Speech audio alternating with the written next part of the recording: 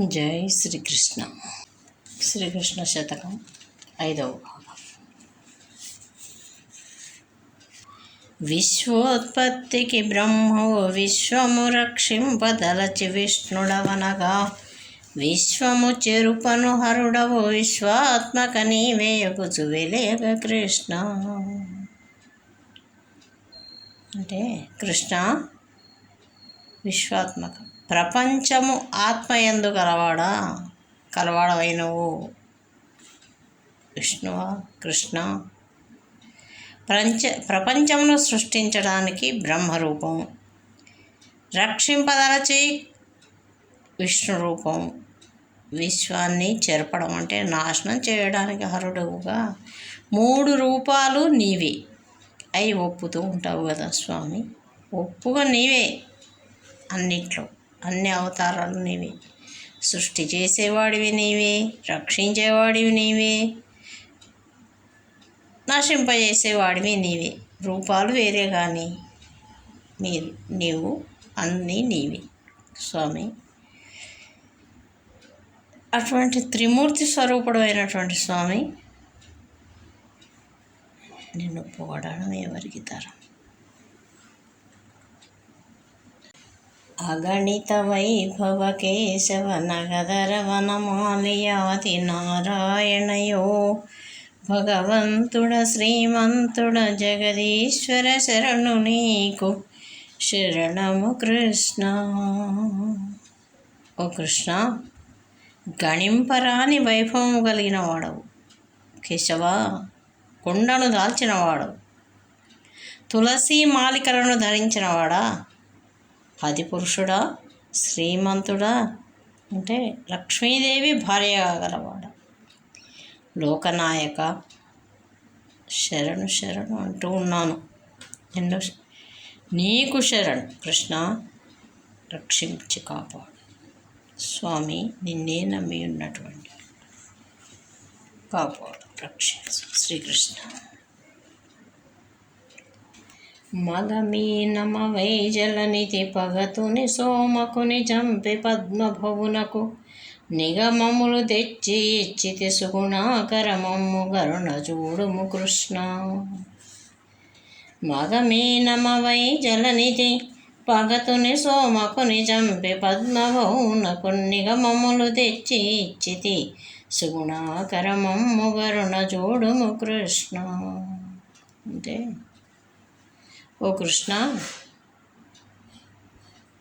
మగమీనమవై అంటే మగచేపవై, జలనిధి సముద్రమందు, పగతుని అంటే పగతుడు అంటే శత్రువు, విరోధి అయినటువంటి సోమకుడు అనే పేరు వల్ల రాక్షసుడిని చంపి, పద్మభవుడు అంటే పద్మం నుంచి పుట్టినటువంటి వాడు బ్రహ్మదేవుడికి వేదాములను తెచ్చి ఇచ్చితివి. వేదాలను తెచ్చి ఇచ్చావు వాడిని చంపి. సుగుణాకర, ఓ మంచి గుణములు కలిగినటువంటి స్వామి, మమ్ము కరుణ చూడము. మమ్ము కరుణతో కాపాడుము కృష్ణ. మత్స్యావతారం ఎత్తి సముద్రంలో దాగిన సోమకుణ్ణి చంపి వేదములు బ్రహ్మకు సంగినటువంటి ఓ కృష్ణ పరమాత్మ, మమ్ము దయతో పాలించి రక్షించు స్వామి అని పద్యం యొక్క అర్థం. జై శ్రీకృష్ణ. అందరు సురలును ధనుజులు పొందుగ క్షీరాబ్ది దర్వ పులపున నీవానందముగ కూర్మ రూపున మందరగిరి ఎత్తి తౌర మాధవ కృష్ణ. ఓ కృష్ణ, అందరూ అంటే రాక్షసులు, దేవతలు, రాక్షసులు చక్కగా క్షీరాబ్దిని తరుస్తున్నప్పుడు, క్షీరాబ్ది అంటే పాల సముద్రంలో తరుస్తున్నప్పుడు, చిలుకుతున్నప్పుడు చక్కగా నీవు ఆనందంగా ఒక కూర్మమై ఆ మందర పర్వతం కింద నిలబడ్డాం, మోసావు ఆ మందర పర్వతాన్ని. ఎంత గొప్పతనం అంటే ఇక్కడ రాక్షసులు దేవతలు కలిసి మనందరం కలిసే ఉందాం. ఇంకా క్షీరాబ్ది అంటే పాల సముద్రాన్ని తరిస్తే దాంట్లో నుంచి అమృతం వస్తుంది. ఆ అమృతాన్ని తాగి మనం చక్కగా చిరంజీవులమై ఉంటూ ఆకలి దప్పులు లేకుండా ఆనందంగా ఉండొచ్చు. మనందరం కలిసి ఈ సముద్రాన్ని చిలుకుదాము అని చెప్పి మందర పర్వతాన్ని కవ్వంగా, ఆదిశేషువును కవ్వం తాడుగా తెచ్చి సముద్రాన్ని చిలకడం మొదలు పెడతారు. అప్పుడు ఆ పర్వతం నీళ్ళల్లోకి మునిగిపోతుంది. స్వామి అని చెప్పి విష్ణుమూర్తిని అందరూ ప్రార్థన చేస్తారు. పర్వతం మునిగిపోయింది స్వామి ఎలా అంటే ఆయన ఆనందంగా కూర్మావతారాన్ని ఎత్తి ఆ పర్వతం కింద నిలబడితే ఉంటే ఆ పర్వతం గిరగిరా తిరుగుతుంటే వీళ్ళు చిలుకుతూ ఉన్నప్పుడు అంత పెద్ద పర్వతం ఆయన వీపులో ఒక దురద పెడితే గోకినట్టుగా ఉన్నదట ఆయనకు. అంత గొప్పవాడు ఆయన. మాధవుడు అంటే లక్ష్మీపతి. కృష్ణ, ఓ మాధవ కృష్ణ, నీవు కూర్మావతారం అయితే గిరినెత్తి వారిని బ్రోసావు కదా, లేకుంటే అందరూ పర్వతం కింద పడిపోయేవాళ్ళు. అటువంటి శ్రీకృష్ణ మమ్మల్ని కాపాడు అంటే ఇవి మీనావతారం ఎత్తి సోమకుణ్ణి చంపి వేదాలు తెచ్చిచ్చాడు. మందర పర్వతాన్ని మోసి అమృతాన్ని అందించాడు స్వామి.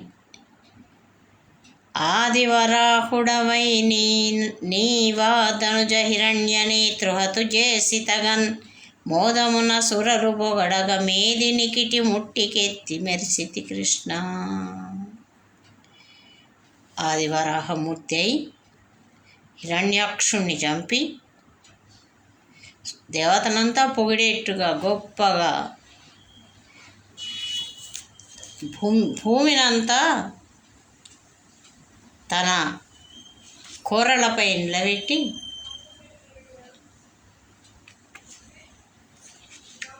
కాపాడాడు. దేవతలంతా పొగిడారు, ఏ కృష్ణ ఎంత గొప్పవాడివి నీవు. ఆదివరాహావతారం ఎత్తి హిరణ్యాక్షుణ్ణి చంపి భూమిని కూరలపైకెత్తి దేవతలు పొగడగా ప్రకాశించినటువంటి ఓ కృష్ణ స్వామి, నీకు ఇదే మా నమస్కారం. కెరలియర చేత కంబము నరుదుగవేయుటను వెడలియ యసురేశ్వరుని ఉరమును జీరి వధించిది నరహర రూపావతార నగతర కృష్ణ. ఇది నరసింహావతారం. మొదటిది మత్స్యావతారం, కూర్మావతారం, వరాహావతారం, తర్వాత స్వామి నరసింహావతారం. కేరళి అంటే ప్రహ్లాదుని తండ్రి హిరణ్యకశిపుడు. ప్రహ్లాదుడు విష్ణు భక్తుడు. అతడు విష్ణు భక్తుడు కావడం తండ్రికి అసలు ఏమాత్రం నచ్చదు. నారాయణ అనొద్దు అంటాడు. అయినా ఆయన ప్రహ్లాదుడు స్వామిని ఎప్పుడూ తలుస్తున్నాడు. ఎక్కడున్నాడురా నీ స్వామి అని చెప్పి చాలా కోపంతో అరచేతితోటి స్తంభాన్ని గట్టిగా వేస్తాడు. అప్పుడు అందులో నుంచి స్వామి నరసింహావతారంగా బయటికి వచ్చి హిరణ్యకశిపుణ్ణి ఉరం అంటే వక్షస్థలాన్ని చీల్చి చంపినావు కదా నరహరి.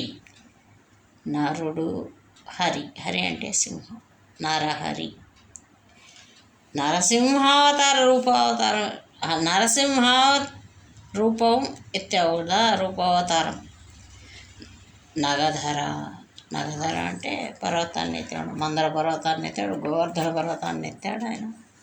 ఆయనకి ఎన్ని పేర్లు, ఎంత గొప్ప మహిమలు ఆయనవి. హిరణ్యకశిపుణ్ణి చంపి ప్రహ్లాదుని రక్షించాడు. తన భక్తుల ఎడ ఆయనకి ఎంత ప్రేమ. స్వామి హిరణ్యకశిపుడు కోరిన కోరికలను బట్టి అటువంటి అవతారం ఎత్తవలసి వచ్చింది. ఎవరి చేత సావు రావద్దు అంటాడు. అతను ఎన్నో విచిత్రమైన కోరికను కోరాడు. అందువల్ల ఆయన మనుష్య రూపం, సింహ రూపంతో, మనిషి కాదు, సింహము కాదు, ఆయుధము లేదు, గోళ్ళతోటి ఆయనను చంపేస్తాడు. రాత్రి కాదు, పగలు కాదు, సంధ్య వేళలో ఆ విధంగా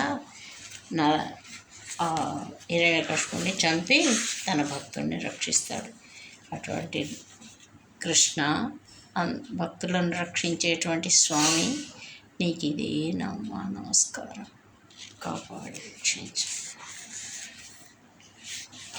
వడుగవునై 3 అడుగుల నడిగితివా బలిని బలిరయ కిల జగంబుల్ తొడిగితివి నీదు మేనున గడు చిత్రము నీ చరిత్ర గనుడవు కృష్ణ.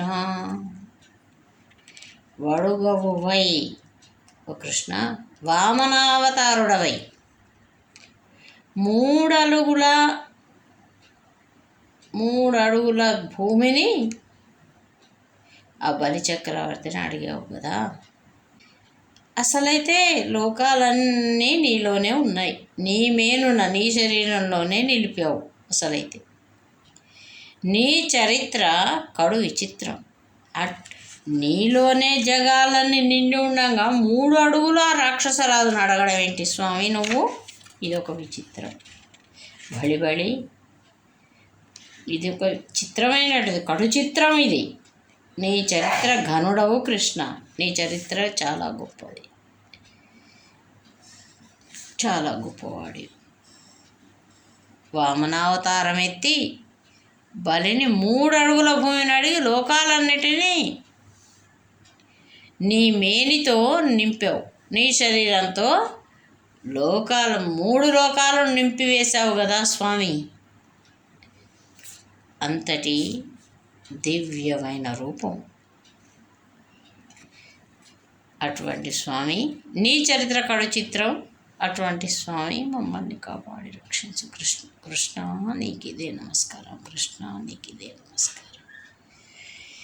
21 మార్లు నృపతుల శిరముల ఖండించి తౌరచే గొడ్డంటన్ ధరగస్య పునకురిచ్చి వరగ వెజమదగ్ని రామభద్రుడ కృష్ణ. 21 సార్లు రాజులను చంపడానికి భూమండలం అంతా 21 సార్లు విజృంభించాడు ఆయన. తిరిగి గొడ్డలి చేత అందరినీ చంపివేశాడు, రాజులందరినీ.